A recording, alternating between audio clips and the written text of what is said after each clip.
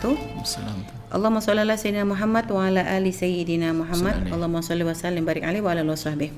Begini Bu ya, umur saya 25 tahun hari ini. Dari pertama akil balik bisa disebut saya itu anak perempuan yang nakal Bu ya. Saking nakalnya, orang tua saya itu sangat kesal sama saya. Dulu pas gadis saya belum berpikiran panjang, masih di masa-masa labil. Kemudian saya itu pernah masang tato permanen Bu ya di tubuh saya. Singkat cerita, saya semakin dewasa dan menikah, saya menyesal sudah memasang tato permanen di tubuh saya. Sekarang saya sudah hijrah Bu ya, doakan bisa istiqomah dalam berhijrah. Yang ingin saya tanyakan Bu ya, sahkah wudhu saya dan mandi wajib saya Bu ya? Saya sudah berusaha menghapus tato ini tapi hasilnya malah merusak badan saya sendiri. Suami saya pun tidak mendukung untuk saya menghapusnya karena takut kenapa-napa. Saya sudah berusaha menghapus dengan cara pakai obat keras tapi malah melukai tubuh saya. Mohon jawabannya Bu ya. Jawabannya adalah Anda terlambat ngaji dengan kami. Akhirnya Anda tersiksa. Orang bertobat itu mudah dan indah. Kepada saudara-saudara, saudari-saudari yang punya tato, sudahlah, biarkan tato, jangan dibuang. Sebab tato tidak wajib dibuang kecuali memenuhi syarat-syaratnya. Dan Anda tidak memenuhi syarat untuk dibuang. Intinya begitu. Anda tidak memenuhi syarat untuk dibuang karena tato tertanam di dalam kulit. Sudah selesai. Anda tidak memenuhi syarat untuk dibuang. Biarkan. Apalagi suami Anda sangat sayang baik. Salam ta'zim buat suami Anda. Sayang kepada Anda, tidak ingin melukai, dan suami Anda itu dapat taufik Rabbani, melarang atau tidak mendukung tapi sesuai dengan syariat. Jadi tidak harus setrika, tidak harus ini, enggak. Jadi katakan para ulama, tato itu wajib dibuang itu kapan? Ada 5 syarat. Kalau memenuhi 5 syarat baru wajib dibuang. Kalau enggak wajib. 1 syarat dijebol saja enggak wajib. Contoh, tato itu akan wajib dibuang kalau memang belum tertanam kulit. Kalau tertanam kulit tidak wajib dibuang. Ya kan? Tato itu wajib dibuang kalau memang waktu memasangnya dalam keadaan dia ngerti haram. Kalau waktu masangnya belum ngerti haram, tidak wajib dibuang. Tato itu ada pasang dalam keadaan dia sudah balik. Kalau ditanam waktu belum balik, nggak wajib dipasang.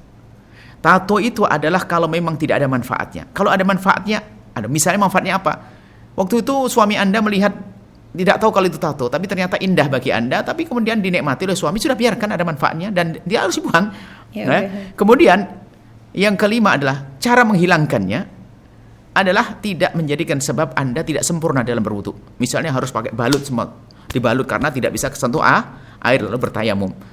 Ternyata ini kalau saya simpulkan, kalau orang harus menghafal 5 kadang-kadang susah, sudahlah. Yang jelas Anda tidak memenuhi syarat untuk wajib dibuang itu tato. Biarkan seperti itu, yang penting Masya Allah Anda sudah soleha, istimewa, dekat kepada Allah. Sudah. Ngabdi kepada suamimu, suami Anda baik sekali, buktinya dikasih oleh Allah bimbingan, nggak mendukung Anda buang tato. Jangan dirusak kulit Anda, karena itu adalah kesenangan suami Anda. Biarkan, Anda cantik, biarkan tato itu. Mungkin ada pertanyaan loh, saya kan mau jadi ustadz dan sebagainya, bagus.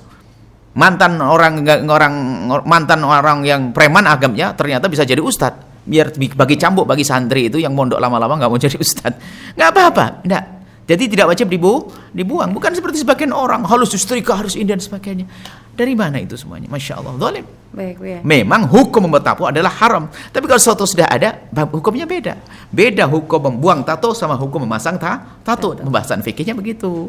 Baik, kalau Bu ya, ada orang yang kulitnya ada cacat, sehingga kadang untuk menghilangkan cacatnya itu kalau dokter menyarankan dengan operasi plastik atau gimana, tapi ada solusi lain menutupi cacat tersebut dengan pakai tato Bu ya. Milih yang mana Bu ya paling bagus? Operasi itu harus, kalau operasi itu karena kalau memang cacat dan itu adalah menjadikan ketidaknyamanan dalam dirinya, bukan memang dibuat bentuk seperti itu, yang memang tidak nyaman, ada menjual atau apa itu, maka dia akan dilakukan dengan operasi. Karena operasi plastik itu gimana sih maksudnya? Bukan ditempel plastik kan, bukan begitu. Lalu operasi khusus yang ada hubungannya dengan itu. Karena operasi nggak ada masalah, karena memang ada tujuan.